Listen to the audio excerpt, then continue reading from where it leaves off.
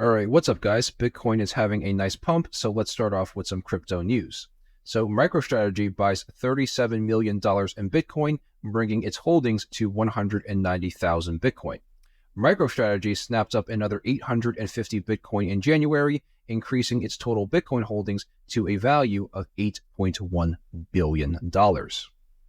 MicroStrategy Executive Chairman Michael Saylor said its 2023 performance could be attributed to investors recognizing the broader theme of a digital transformation of assets. 2024 is the year of the birth of Bitcoin as an institutional-grade asset class. In fact, it's the first new asset class of the modern era. The next 15 years will be a regulated, institutional, high-growth period for Bitcoin, very different from the last 15 years. In December of 2020, MicroStrategy became the first publicly traded company to purchase Bitcoin for capital allocation. Since then, the company's share price has grown by more than 300%, while tech stocks such as Microsoft and Google have grown around 95%. And as shown on the chart, Michael Saylor has been kicking everyone's ass since 2020, and it's not even close. Michael Saylor has outperformed Bitcoin, the S&P 500, NASDAQ, gold, silver, bonds, all big tech stocks, and all enterprise software stocks ever since he converted his company's entire balance sheet into Bitcoin. Okay, moving into the charts, in the last Bitcoin episode, we talked about how Bitcoin was going to test the red Fibonacci retracement resistance area that spans between $43,400 to $46,600. Well, Bitcoin is now trading inside the red Fibonacci retracement resistance area. Just a quick recap on the Bitcoin pre-halving correction. Every time Bitcoin has tagged the blue 0.75 Fibonacci trendline before the Bitcoin halving, Bitcoin has crashed. In 2012, Bitcoin crashed 49%. In 2016, Bitcoin crashed 38%. And in 2019, Bitcoin crashed 71%. So far, Bitcoin has gone down 22% in 2024. Keeping it short and simple, the key level to break above is $46,533.47.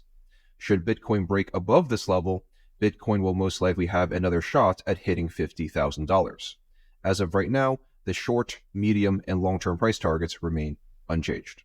So on top of the Bitcoin pre-halving correction, for the past month, I've been comparing the price structure of Bitcoin in 2021 to the price structure of Bitcoin today. In 2021, Bitcoin topped out on the same day Coinbase stock was listed on the NASDAQ exchange. Right now, we believe Bitcoin has topped out on the same day the BlackRock Bitcoin ETF was listed on the NASDAQ exchange. In 2021, Bitcoin first crashed 27%. Today, Bitcoin first crashed 22%. In 2021, Bitcoin bounced and tested the red Fibonacci retracement resistance area.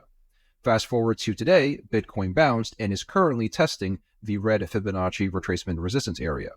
In 2021, Bitcoin crashed 55%, and the 1.618 to 2.414 Fibonacci retracements caught the bottom of the Bitcoin crash.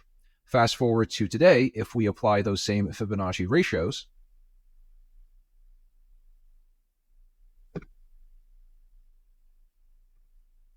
that would land Bitcoin anywhere between $27,200 to $33,100. If you take an average of those two numbers, that's how we arrived at our medium-term price target at $30,000. Now, if we turn on our momentum and money flow indicators, we can see that just like in 2021, both momentum and money flow were leaving as the price of Bitcoin made higher highs. In 2021, once the money flow flipped from green to red, Bitcoin ended up crashing 33% in one single day. And if we take a look at the money flow today, the money flow is about to flip from green to red. Now, on top of that, for anyone who is new to crypto, it is very common for Bitcoin to crash 40% every year. Not to scare anyone, but Bitcoin has not had a 40% correction in 2023. In fact, Bitcoin has not had a 40% correction since November of 2022. So Bitcoin is more than due for a very steep and sharp correction to the downside. Now, if I'm wrong, I will admit I'm wrong. As shown in episode 17, we sold the majority of our crypto holdings when Bitcoin was trading around $45,900 on the day the Bitcoin ETF was launched.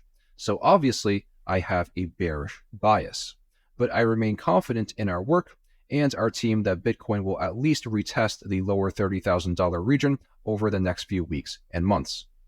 Shifting gears to the Bitcoin against S&P 500 valuation, Coinbase stock is on the right, and the Bitcoin against S&P 500 valuation is on the left. Notice how the Bitcoin against S&P 500 valuation is forming the same bearish signals at the same cluster of 61.8% Fibonacci retracements and extensions. On the Coinbase chart, after Coinbase printed a weekly gravestone doji, Coinbase stock proceeded to crash 40%. The Bitcoin against S&P 500 valuation on the 2-week time frame is currently printing the same gravestone doji.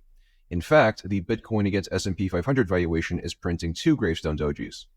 As shown in the screenshot above and on the Coinbase chart, what usually comes after a gravestone doji is a prolonged downtrend, which is why I'm still leaning bearish. Okay, let's close things off with Tether dominance. Just a quick recap: when Tether dominance goes up, Bitcoin goes down, and when Tether dominance goes down, Bitcoin goes up. For the past 2 weeks, we talked about how the weekly shooting star candle was going to lead to Bitcoin getting a pump, and Bitcoin is pumping.